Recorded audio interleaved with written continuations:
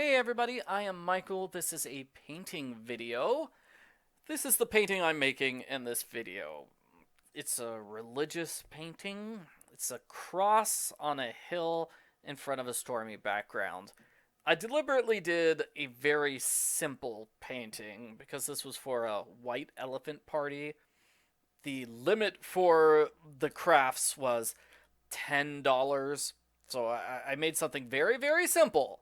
Just a cross in front of a blue background, a little bit of hill on the bottom.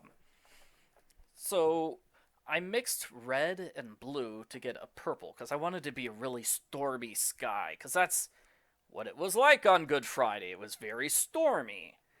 So I wanted a bunch of dark blue and purple, angry storm clouds, and I did kind of get the purple I wanted, but it didn't work there. As you could see, I was painting on an old picture, and the old picture was clearly visible, so I had to start again on a blank canvas, which I probably should have done from the very beginning.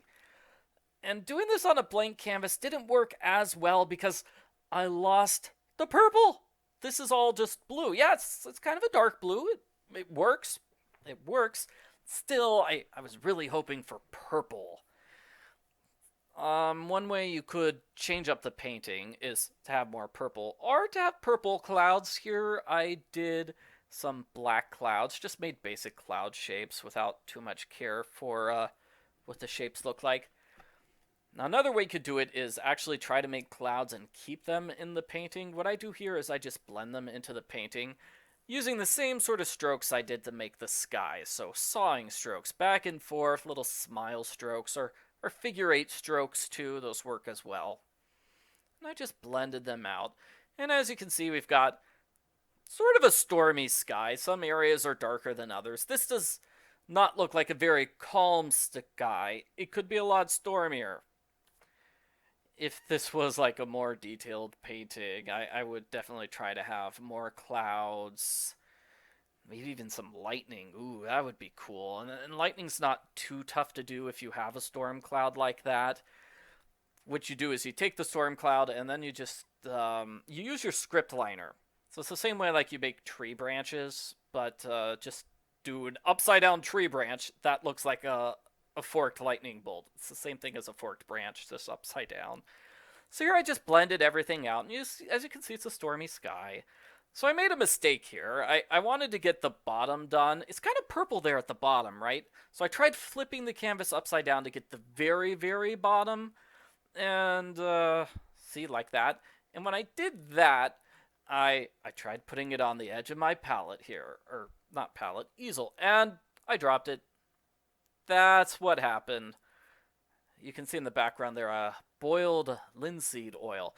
That's what I put on the canvas before putting on the oil. So I coated the entire canvas with linseed oil. And then I started doing the background. So here I put in the little cliff. So I did brown, very simple like that.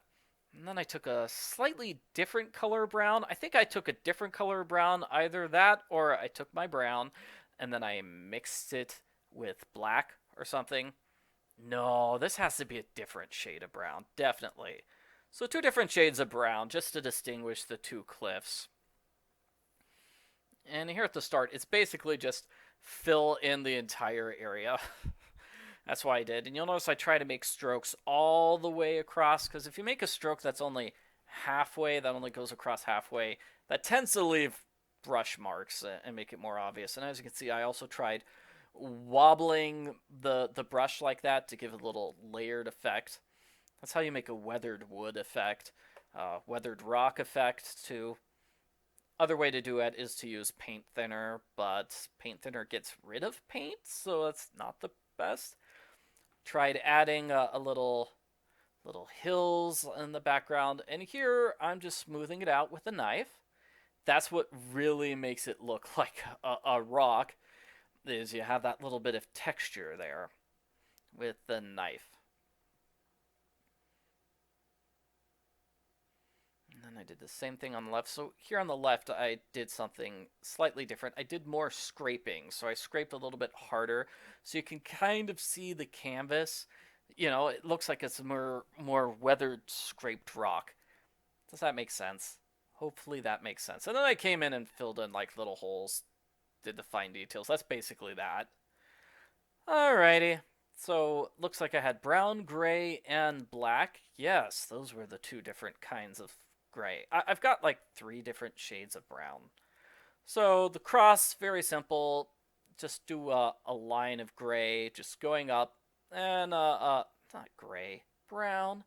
Line of brown going left and right, and a line going straight up and down. Notice I do it multiple times here. It's a little worried about the bottom because I want it to end on the cliffside, but I don't want it to, like be covering up the cliffside, if that makes sense. All right. So notice it already looks kind of weathered and layered here because I did multiple brush strokes, and I had sort of a happy accident with the top. The top is not flat, it's more of triangular, tilted to the left, and that works just fine. That makes it look more realistic. So I came in and filled the bottom, and then I did blending. So, two types. Well, here's just basic blending, right? Make it smooth. But the other way to go about the blending is to have different shades of brown. So, like here, I've got my normal brown, and then I had a whiter brown, and then that would be the light side.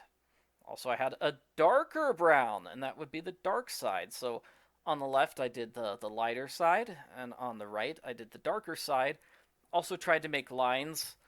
Um, my stupid elbow is in the way, so you can't see it, but made distinct lines there to show that the one piece of wood is above the other. So the one that's going left and right is above the other one. And you can see that because I put the dark shading underneath it. And let's have another view of the painting. So that's what it looked like. You can see I did the lighter highlights on the left side of the wood and the darker highlights on the right side of the wood. And that's how I made this very basic Easter painting.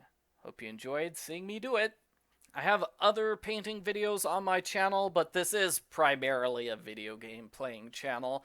I would still love it if you liked this video and subscribed to my channel. Thanks for watching.